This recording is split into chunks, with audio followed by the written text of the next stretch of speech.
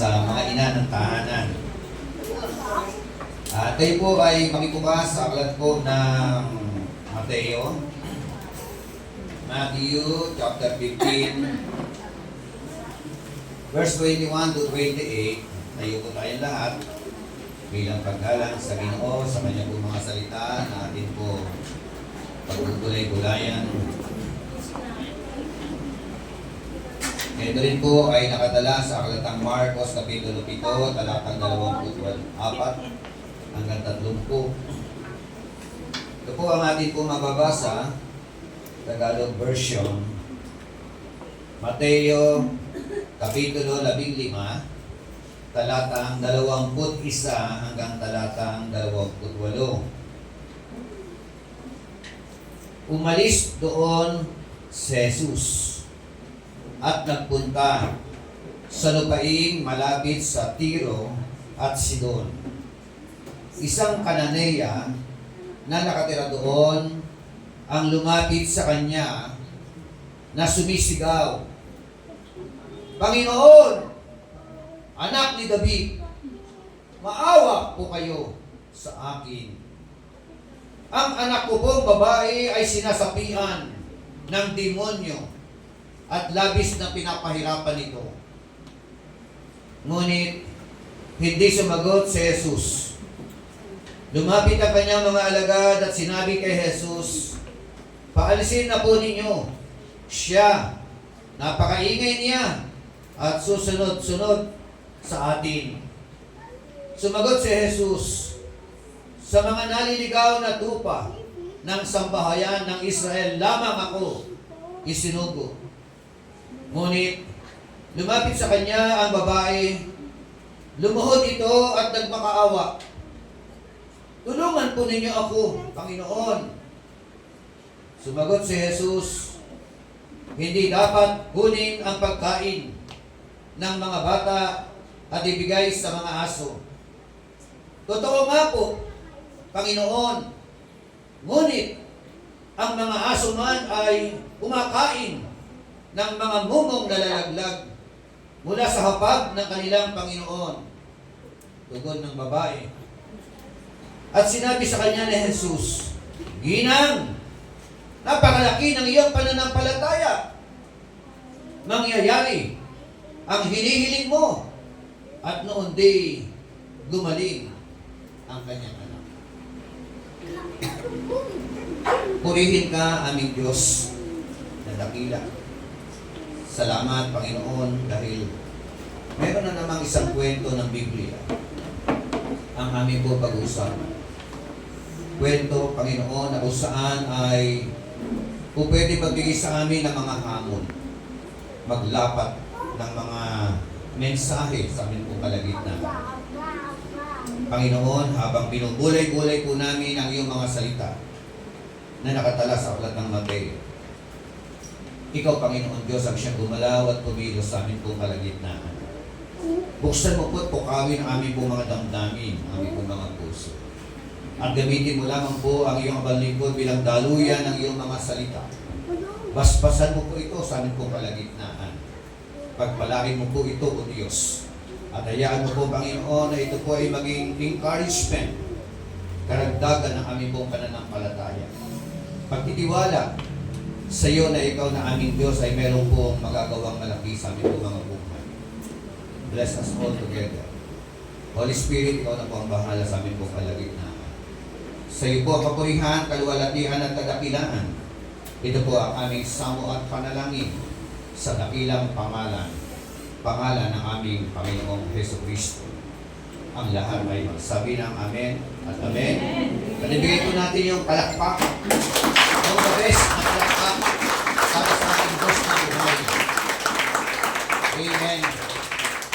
Amen. Pwede po, maupo na po kayo.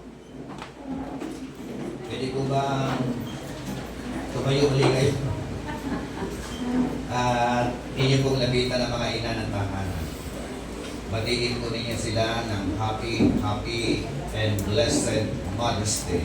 Sige po, tayo po. Lalo na po yung inyong nanay, no? Lalo na ang inyong ina. Nakaramdam nyo ang iyakap sa kanya.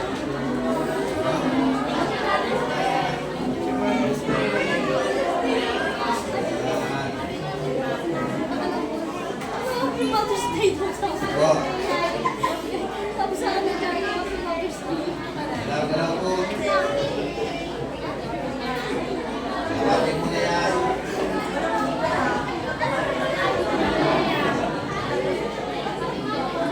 Sorry po na.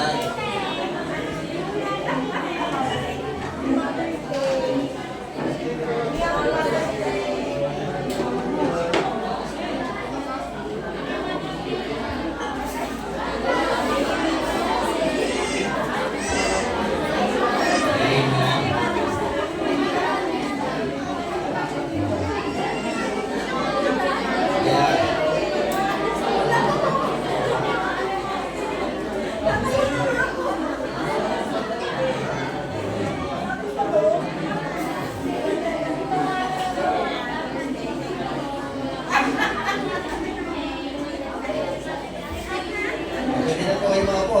Pati naman na ninyo. Mamaya natin tutuloy yan. Tutuloy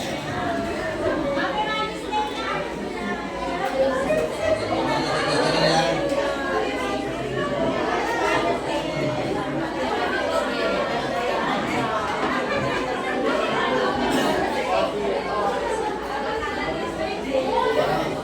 Para conclusion na.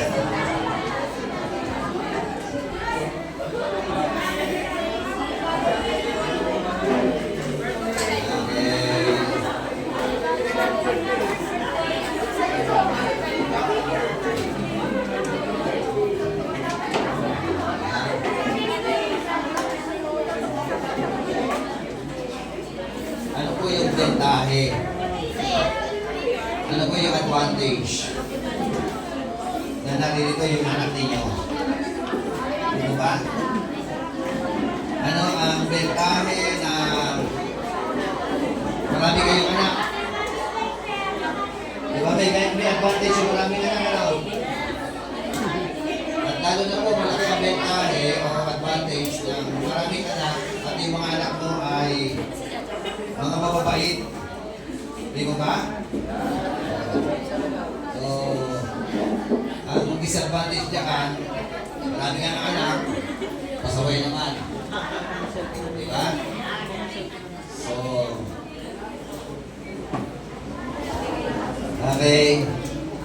A mother of great faith. Yan po yung atin po pag-uusapan. Ina na merong malaking pananampalataya. Amen? So, ito pong account na ito, sabi nga po ng mga Bible School scholar, ito pong meron pong dalawang babae na kinument ng ating Panginoon. Pinuri ng Panginoon Diyos. Yung pagkakaroon po ng tinatawag na kalakihan ng kanilang pananampalataya. At isa po itong babae na ito sa aklat ng Mateo na siyang binigyan ng commendation ng ating Panginoon Diyos.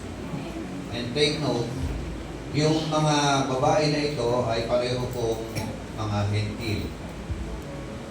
Both of them are Gentile or Gentiles. Na kung ating sisipatin, ang mga Hentil, ang tingin ng mga Israelita, ay mga aso. And we are all Gentile. You are included as a Gentile. Ano po? Kaya, tingnan mo yung katabi mo, mukha bang aso.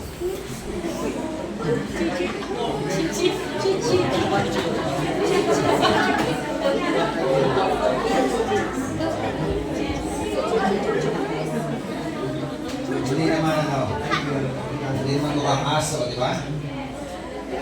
Mukha ba kasumot? Lalong hindi, ano po? So, isang napakagandang account na mababasa po natin. Dito po tayo iikot sa mga talata po na ito. Pag-usapan po natin yung mga characteristics of a mother of great faith. Mga katangian ng isang ina na merong malaking pananampalataya. Amen? So, Tingnan po natin at sipatin po natin. Sa isahin na po natin. Unang-unang katangian ng isang ina na meron pong malaking pananampalataya. Siya po ay isang ina na masasabi po natin persistent sa prayer ng may pananampalataya. He is a mother who is truly persistent to pray for the needs of her family. Amen? A mother who is truly persistent to pray for the needs of her family. Amen? So, bilang mga ina ng tahanan, lalo-lalo na yung ina ng mga nagdurugo ang puso. Diba? So, napakahalaga po na maging persistent kayo. Meaning to say, huwag kayong bibitaw. Amen? Huwag ninyong kumbaga sa isusuko ang inyong pong bandera. No? Sa pananalangin. No? Dito po, sa account po na ito, merong malaking problema ang nanay. Amen? At ang kanyang malaking problema ay walang iba kundi ang kanyang anak. Sino po rito ang mga magulang na mayroong mga problema sa anak? Kaya kayo magtaas ng kamay, kayo na lang po nakakaalam. At kayo rin po nakakaalam kung anong klaseng problema ninyo sa inyong mga anak. Hindi ko ba? So, sabi diyan, Jesus went away from there and withdrew into the district of Tyre and Sidon. And a Canaanite woman from the region came out and began to cry out and saying, "Have mercy on me, Lord, Son of David. My daughter is cruelly demon-possessed." Yan po ang kanyang pong hibik. Yan ang kanya pong paglapit sa ating pong Panginoon. Kaya dito po, ang unang-unang katangian na makikita natin dito po sa babae na ito, siya po ay masasabi natin isang babae na persistent yung prayer niya. Amen? At yung prayer na ito ay may kaakibat na pananampalataya. Sabi nga uli na talatang 22 hanggang talatang 23. And a Canaanite woman from the region came out and began to cry out. Came out and began to cry out. Durog ang puso ng nanay. Basag ang puso ng nanay. Ang unang-unang nasasaktan kapag ka ang mga anak, kahit isang anak lang, nakita ni nanay na nahihirapan, na nagdurusa, na mayroong mabigat na problema, ang unang-unang natitighaw ang puso o natitigatig ang puso ay walang iba kundi ang kanyang mapagmahal na ina. Amen po ba? Mga nanay dyan. No? So, sabi po ng nanay sa talatang 22, Lord, have mercy on me. Panginoon, maawa ka po sa akin. Bakit hindi niya sinabi na, Panginoon, maawa ka po sa anak? Ang sabi niya, Panginoon, mahabag ka po sa akin. Amen? So, ano yung mga implikasyon ng mga pangungusap na ito? Kayo po, mga nanay kayo. Di ba? Tatay ako, nanay kayo. Di ba kapag may problema ang inyong mga anak, Parang kayo na rin ang may problema. Pag may sakit ang iyong anak, sabi mo, sana ako na lang ang may sakit. Parang gusto mong ikaw na lang ang pumalit sa kanyang kalalagayan. Take note ha, mga anak, ganyan po ang damdamin ng mga ina. Ganyan po ang kalalagayan ng mga ina. Kaya lang, nakakalungkot, yung mga ina, yung mga magulang, ginagawa at ginawa ang mga kapakanan ng kanilang mga anak for the sake of their children.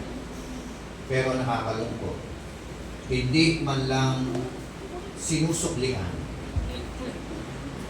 Tama ba? O hindi man lang nasusuklian ng mga bata yung mga pagsusubika, pagsusumakit ng mga ina o ng mga magulang alang-alang sa mga bata. Amen? So, sabi nga ulit, no? My daughter is cruelly demon-possessed. Ang aking anak ay inaalihan ng demonyo. Yan ang sabi niya sa ating po Panginoon. Problema ng anak niya, problema niya. Amen? Yung anak niya may problema. Pero humihingi siya ng awa para sa kanyang sarili. Tingnan niyo yung mga bata. Ngayon mga bata.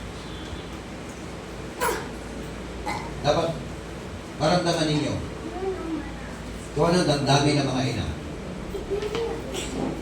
Na, kumbaga sa ano, marami kasi mga bata. Yung wala lang, baliwala sa kanila. Yung nararamdaman ng mga magulang. Hello. Para nagpapas lang. Oh, baliwala. Hindi man lang nila binibigyan ng importansya ang mga damdamin o nararamdaman ng mga magulang.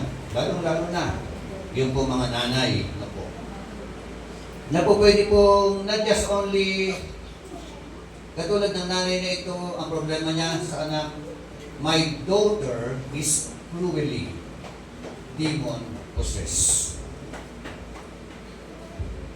So, sa contemporary natin, sa panahon po natin ngayon, kung pwede mong sabihin na my daughter is cruelly abused by her husband. Nakakita na kayo? Ano kaya mararamdaman mo, nanay? Uuwi yung anak mo, tapos may black eye. Di ba? Sinuntok ng kanyang asawa.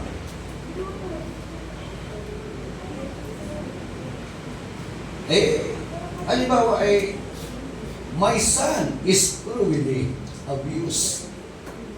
Pwede ba yun? Yung anak mo naman lalaki ang umuwi, may black eye.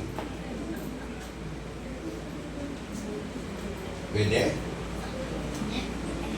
Pwede naman. Mayroon ko na ganun mga bagay. So, ang dami po eh.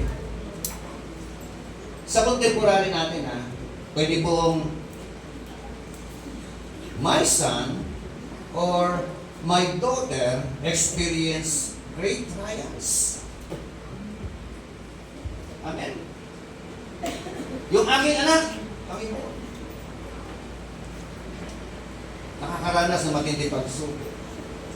Sino yung nababasag ang puso? Nanay. Amen?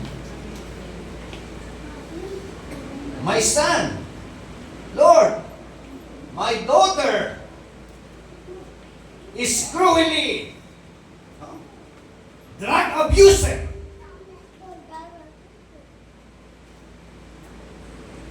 Hello. Ano mararamdaman mo kung ikaw magulang, may anak kang adik?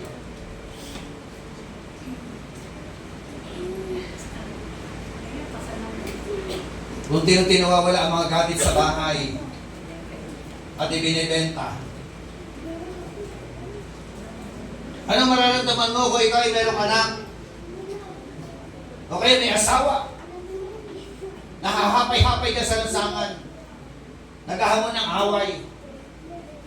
Na may tama. My husband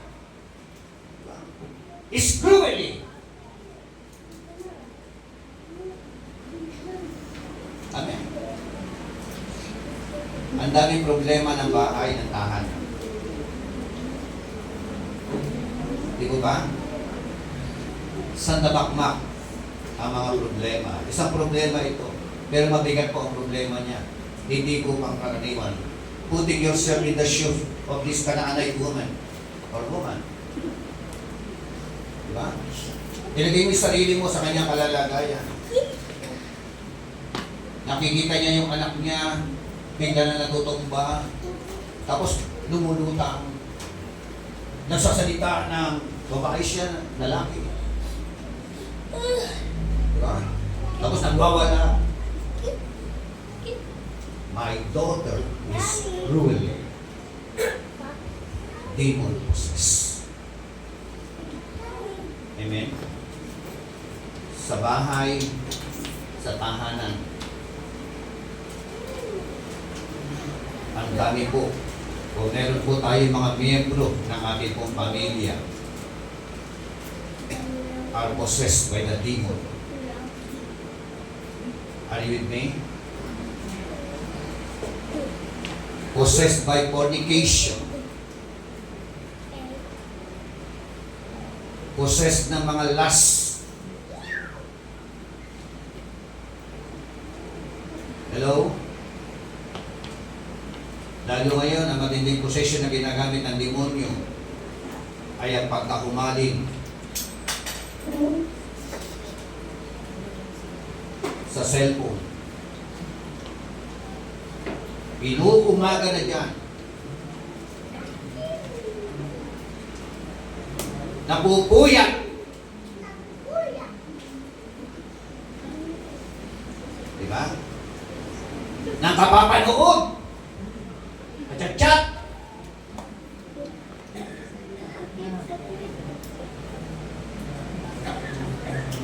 Diba? My daughter is cruelly possessed by the self. Hello? Are you with me? Yan ang main problem ngayon. Sinisiplehan tayo ng demonyo. Sinisiplehan ng mga kabataan.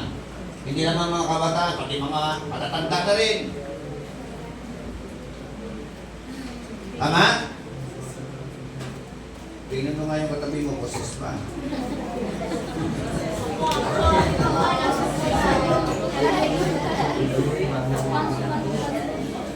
Amen. Eh, sabi ng Bible, di ba? Meron tayo contemporary. So, ang aking anak ay inaalihan ng demonyo at masyadong siya pinahihirapan. Meron na nga sa Epi, bata pa lang, umiiyak, tapos naglilipat ng cellphone, pero wala cellphone.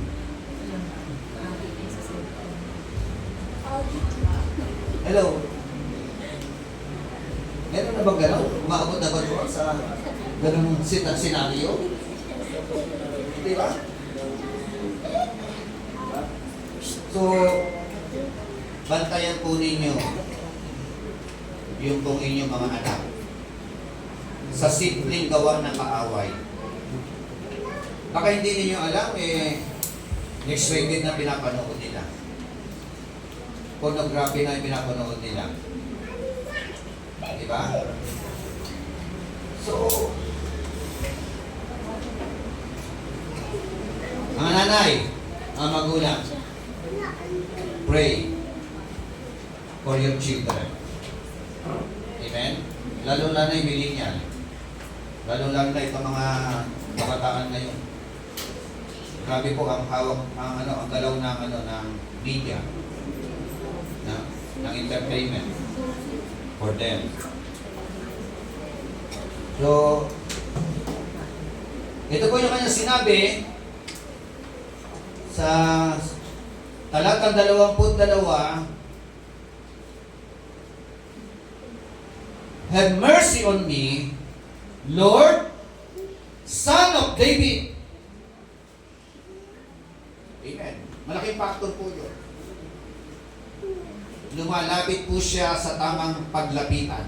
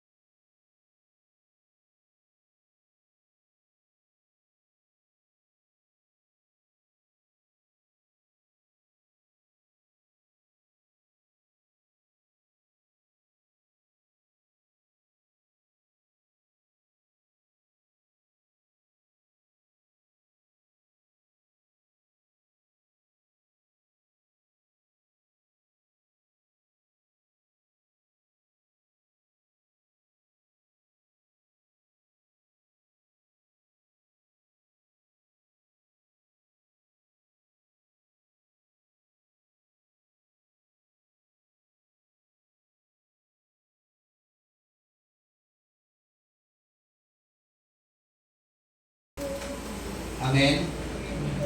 Kaya ang magagawa po natin bilang mga mananampalataya, lalo na mga magulang, nanay, be persistent in prayer. Tuloy-tuloy ang pananalangin. Amen? Hindi mo madala mga anak mo, pray.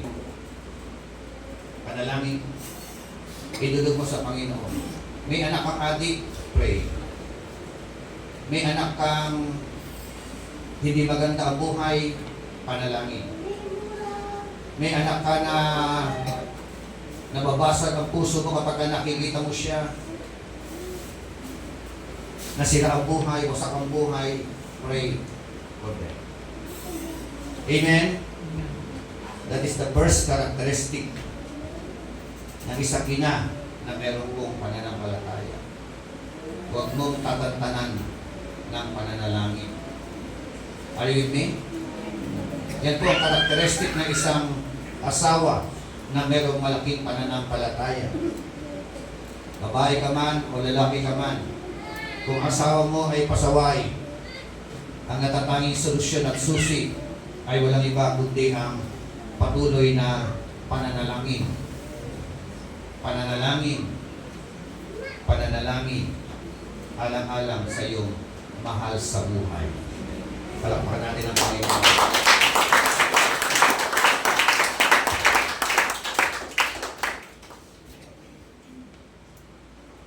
Pangalawa po,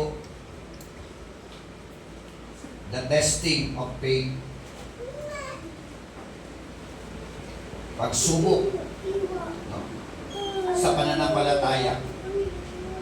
Sabi ko ng talatang 24, ito na po ang tugon ng ating Panginoon. Ano ang unang tugon ng Panginoon? Sabi po diyan, but He answered and said,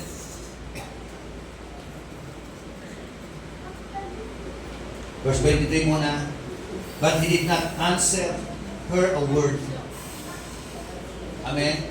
Tingnan nyo, but the Lord Jesus Christ did not answer her a word. That is the first testing. Amen? Pray ka ng pray. Tama ba? Dalangin ka ng dalangin. Pero para walang tugon. Tama ba? Pray ka ng pray. Pero parang walang nangyayari. Hindi man lang kumibo ang ating Panginoon. Testing lang yun. Tama ba? Sinusubok lang yung pananampalataya mo. Kung ikaw ay bibitaw, o kung ikaw ay magmumurmuring, o kung ikaw ay magagalit kay Lord.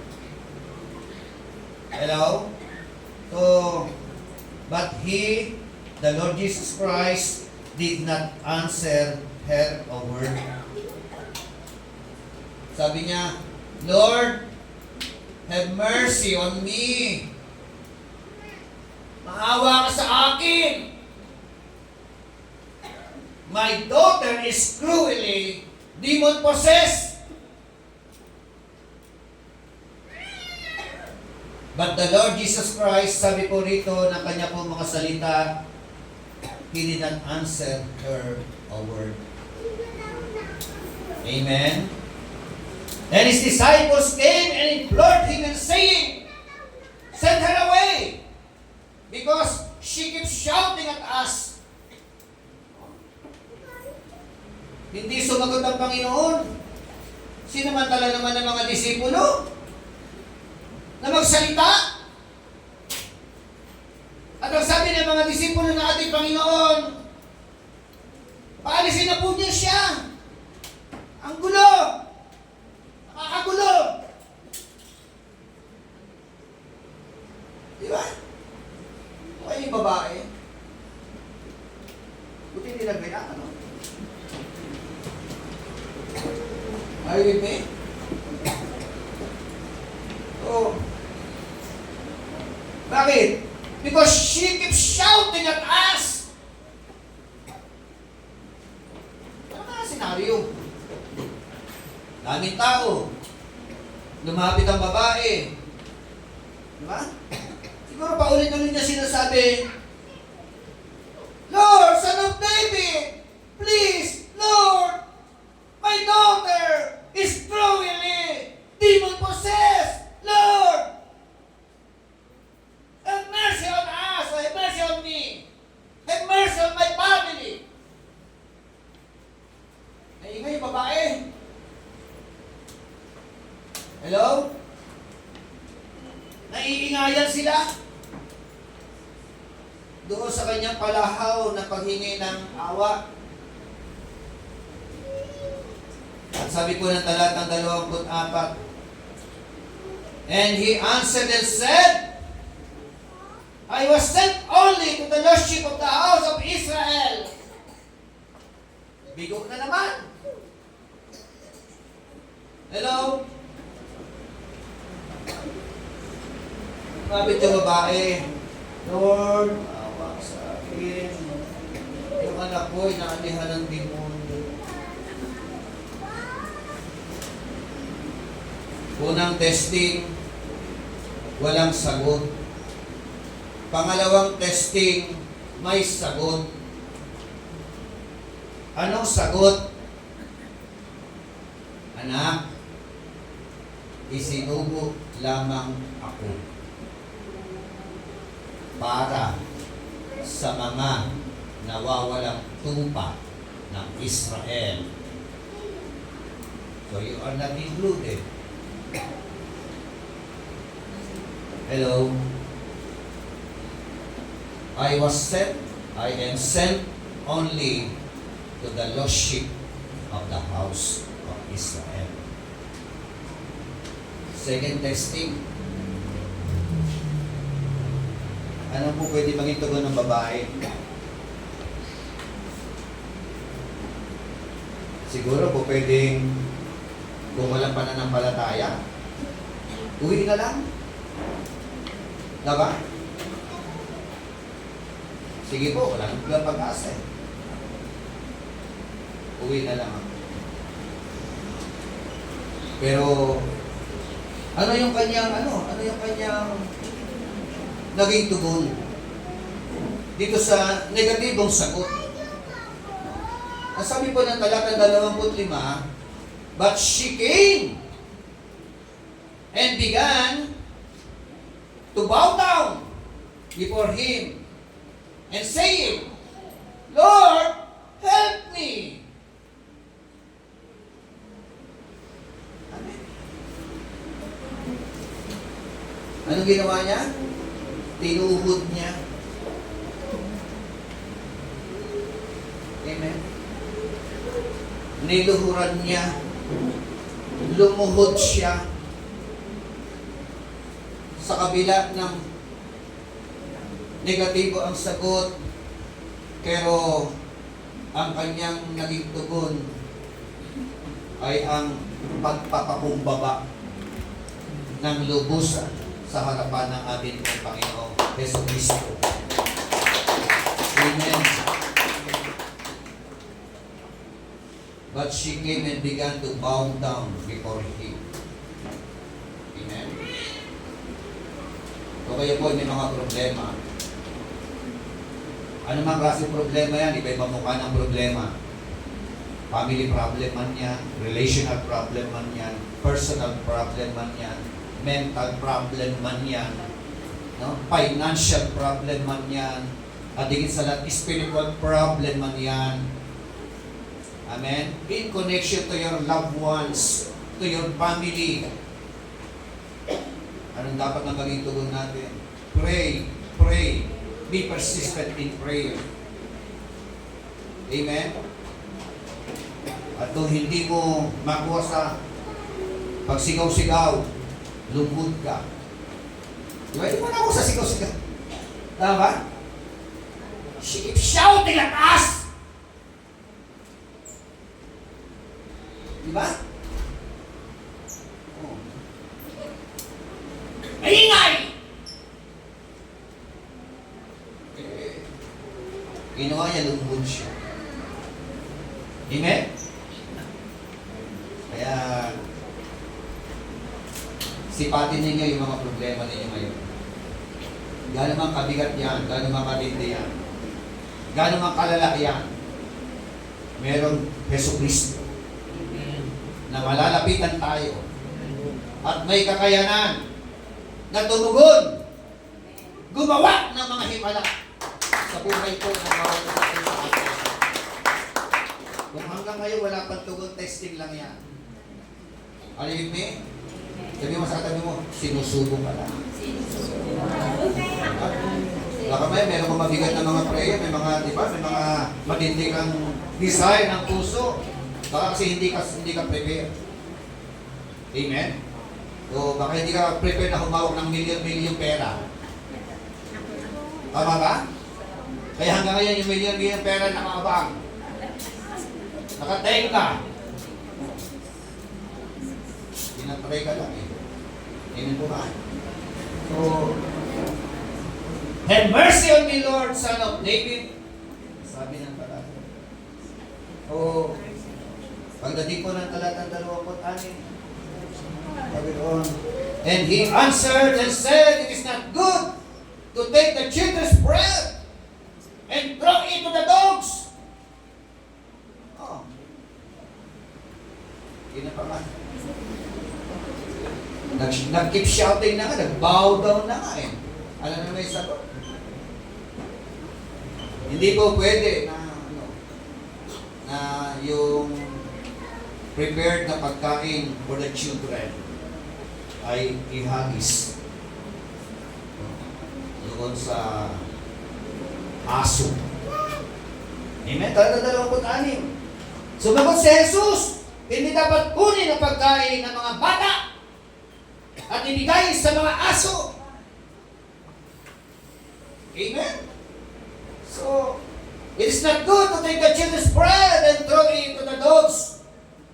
And the question is, if you are this woman, what is your response? Tatlong sunod-sunod na pagsubo.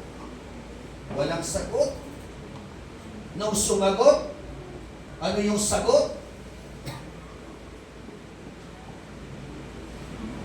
Napalito ako, anak, para lang sa mga nawawalang tupa ng Israel. It is not good, yung kasunod,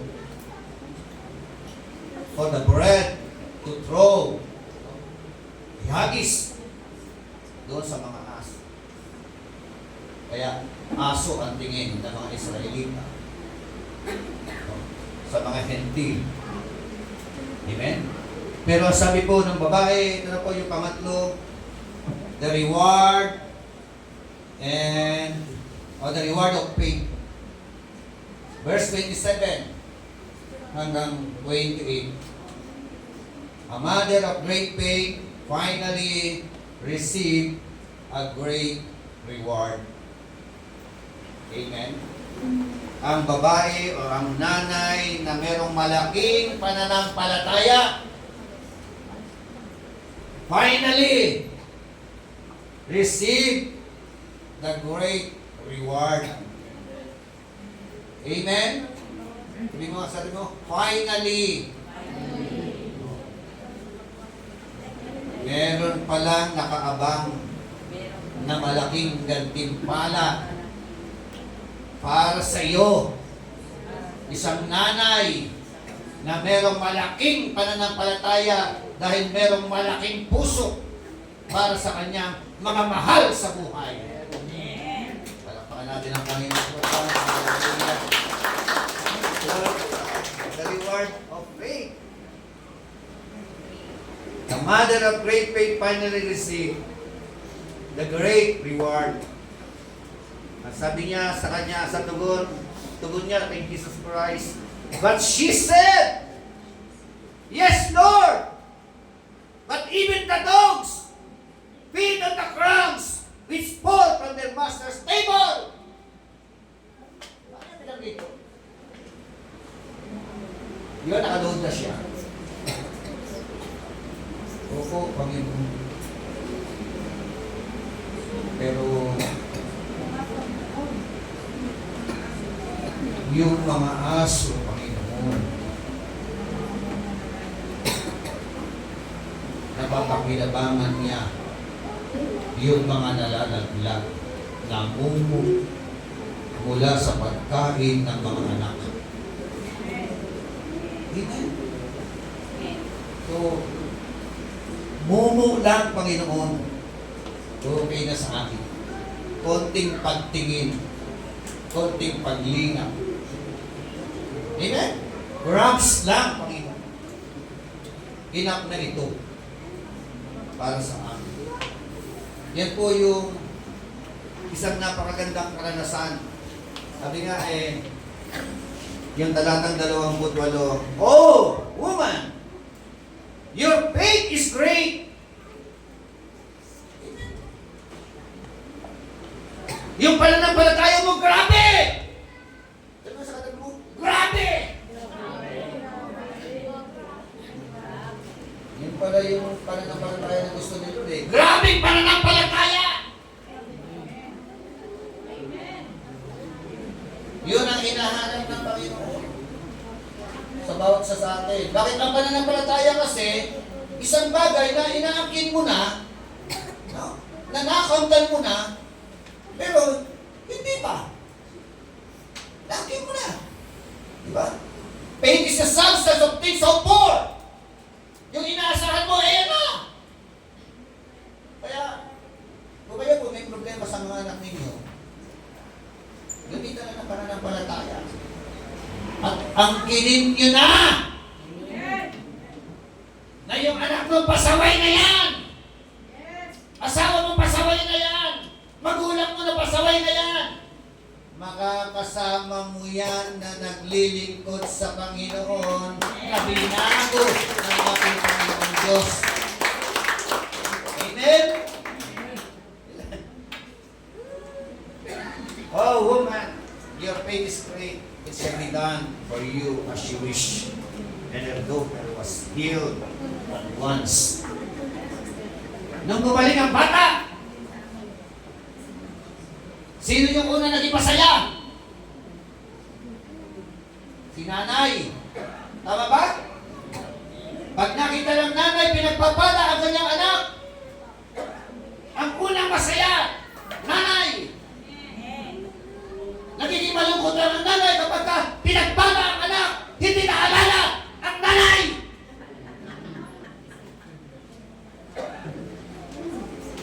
Nakuha niyo sinabi ko?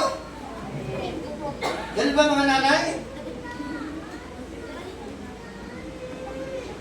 You are so blessed! Alam niyo kaya kayo pinagpala? May nanay at may tatay na nanalangin para sa inyo. Lumuhod para sa inyo. Ilang taon ka na ngayon? 30 taon, 4 na taon. Hindi mo alam sa loob ng mga taon na yan. Iniyak kayo ng inyong mga magulang. Niluhod kayo ng inyong mga magulang. Dinanong kayo sa Panginoon ng inyong mga magulang. May pinagpala na kayo. Naalala niyo ba yung mga magulang ninyo?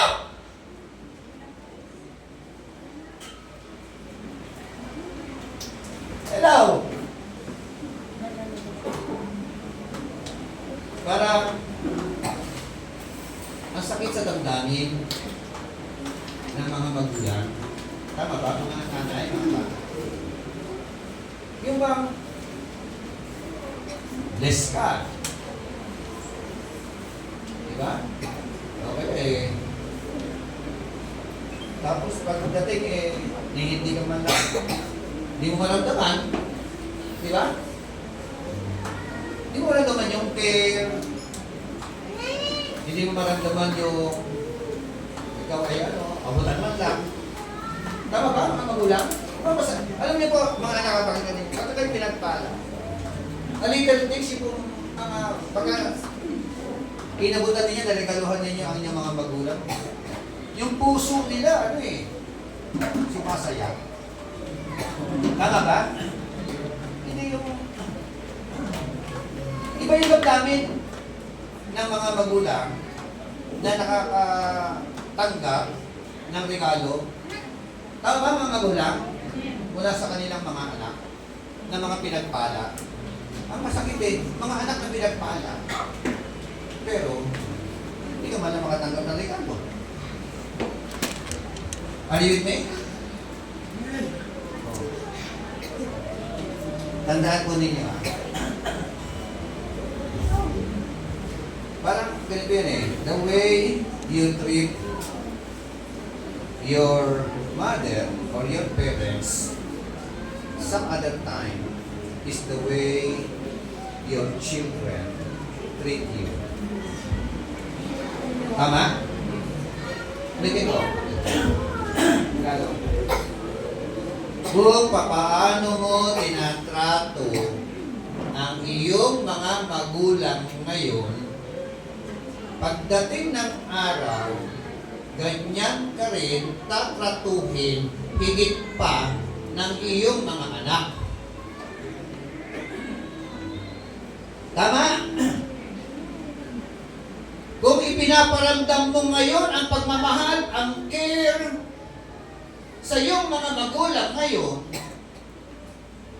pagdating ng panahon, yung anak mo, mga anak mo, ang siyang magpaparamdam sa iyo ng iba yung pagmamahal at pagmamalasakit dahil nagtanim ka sa iyong magulang. Are you with me? What you sow is what you reap. Amen. Samantalahin natin taniman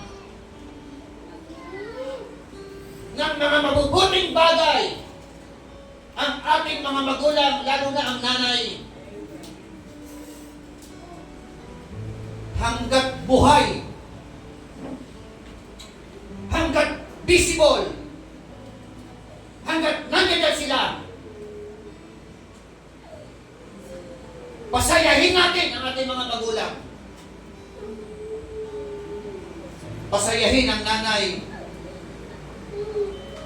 hanggat nararamdaman natin sila. Bakit? Darating ang araw, yung magulang na yan, na visible kaharap mo ngayon, magiging ala-ala na lang.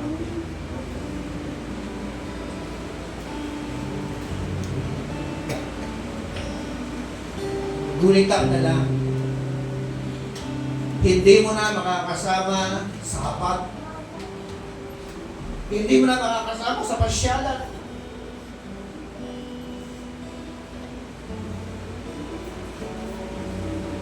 Mawawala at mawawala. Kaya hanggang na-appreciate nila ang presensya mo, ang care mo, ang pagmamahal mo, iparamdam mo na ngayon. Ipadama mo na ngayon sa kanila. Dahil ang mga magulang na yan, sila po ang higit at labis na nagparamdam una ng pagmamahal sa iyo, pag-iingat sa iyo, pagmamalasakit sa iyo. Nung may sakit ka, hindi yan makatulong. Nung hindi pakatahi ka, matigas, siya yung sumundot ng puwet mo.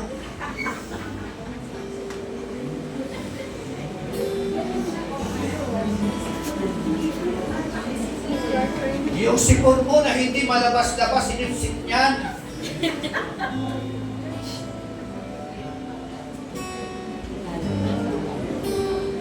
Bawat hakbang mo, inaalalayan nila. Bawat pagdapak mo, nasugatan ka. Unang nasugatan ang puso ng iyong ina. Hallelujah. Kaya walang dahilan para hindi natin suklian ng iba yung pagmamahal, iba yung pag-iingat, iba yung pagsuporta sa ating mga mahal sa buhay, lalo na ang ina na karugtong ng iyong puso. Tumayo po tayo lahat. Hallelujah. Glory to God.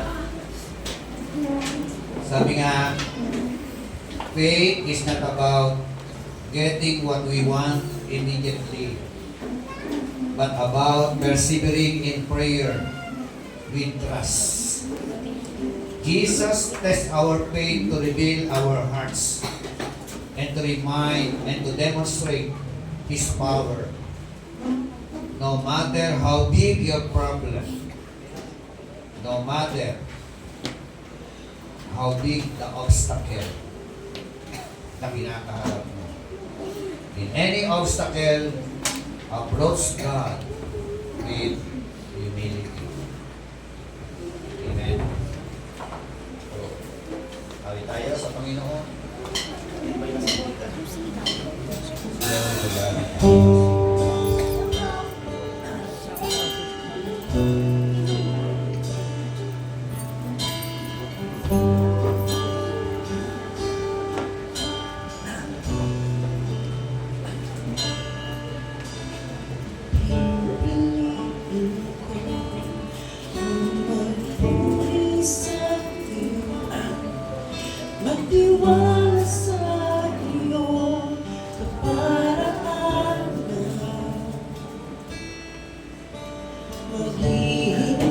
sa'yo, aking Panginoon.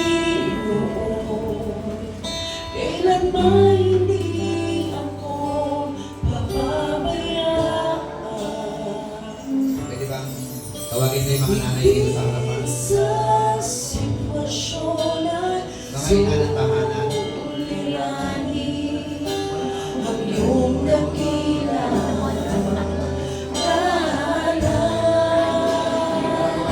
sa gitna ng bayan, aawitan kita. Sa lungkot at sa saya, pupurihin kita. Ikaw, O Diyos, ang matibay na sandigan sa lahat.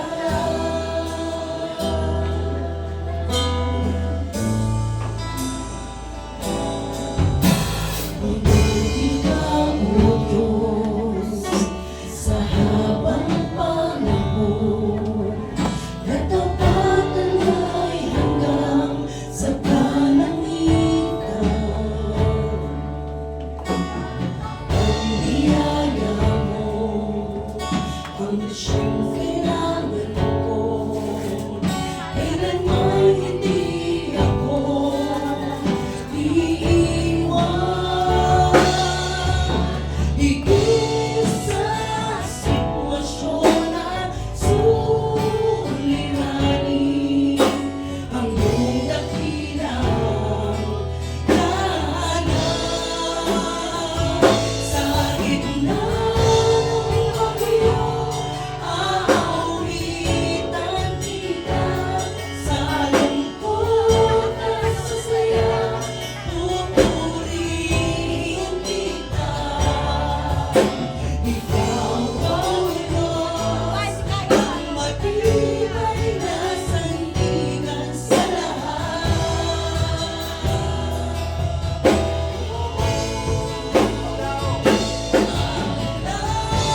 Nauman ang langit at lupa, mananatili ang iyong mga salita.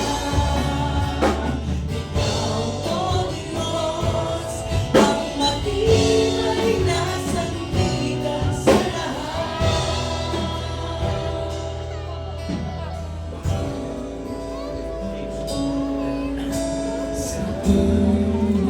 Manggagaling ang tulong ko, ang tulong ko nagmumula sa iyo. Hindi mabibigo at hindi mapapahiya, sapagkat ikaw ang Diyos na tapat. Sa manggagaling ang tulong ko, ang tulong ko'y nagmumula sa iyo. Hindi mabibigo at hindi mapapahiya, sapagkat ikaw ang Diyos na tapat. Sa gitna ng bagyo, aawitan kita.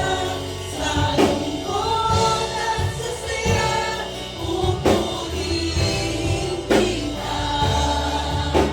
Ikaw, O Diyos, ang matibay na sandigan sa lahat.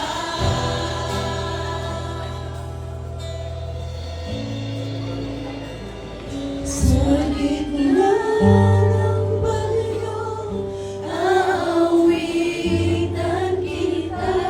Sa lungkot at sa saya, pupurihin kita. Ikaw, O Diyos, ang matibay na sandigan sa lahat.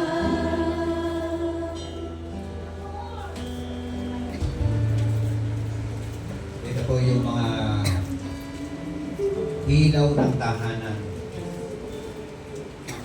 Ina ng tahanan. Alam niyo po ba mga bata? Late na kayong dumating, hindi na po sila mapakali. Pag meron kayong mga problema, sila ang unang naapektuhan. At gusto ko pong sabihin sa bawat isa na atin po ng aral na ito. Ang mga magulang na ito ay deserving for your affection. They will deserve for your respect. They will deserve for your obedience. And of course, they are all deserved for your care. Especially, lalo na sa mga matatanda na.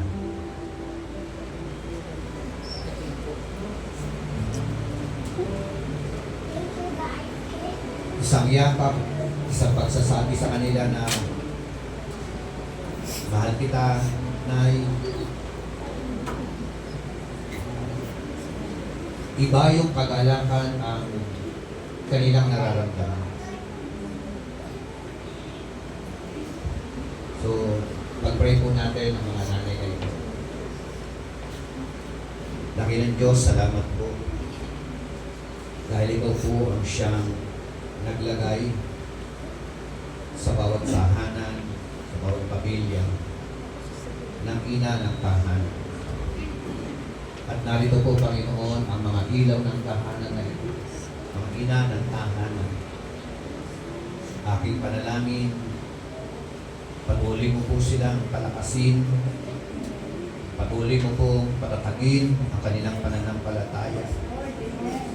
Lalo na, Panginoon, kung meron po sila mga nararanasan ng mga pabibigan na problema personal, problema sa pamilya, ang mga anak, palakasin mo po sila.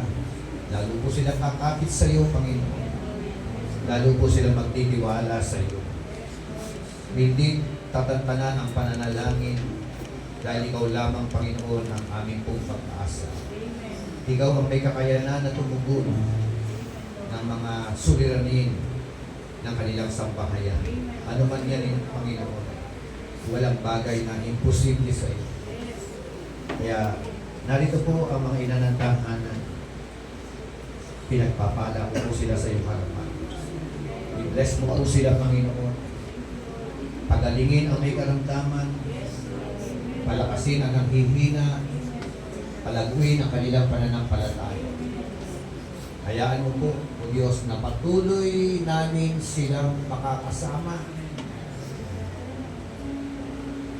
Patuloy namin sila makakadawog ang palad.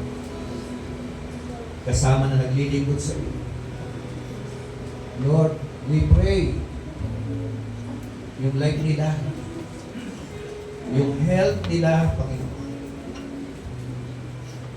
Ikaw, O Diyos, ang magbigay ng kalusugan, kalakasan sa kanila. Pagpalain mo po sila. Ina-extend ko po ang prayer na ito para, Panginoon, para sa mga ina ng tahanan na wala sa iyo. Mga ina ng tahanan na hindi pa po nakakilala sa iyo. I pray for them, Lord. May mga kabataan na naririto, pero yung kanilang mga magulang ay wala. Lord, mahabag ka rin sa kanila. Pagpalain mo po ang bawat pamilya. Pagpalain mo po ang iyong mga anak na ito. Gamitin mo po sila maitili. For your glory alone. Palakasin, patatagin, patibayin ang kanilang pagkabit sa iyong pananampalataya. We bless you, we worship you. In Jesus' name. Amen. Amen. Happy Father's Day. Ayan. So, tayo lang po kayo, dito lang kayo. At merong mag-aabot sa inyo ng mga gifts. Ayan.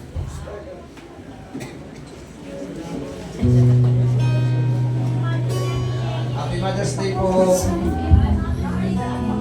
Kasi, dapat yung mga anak magbibigay eh.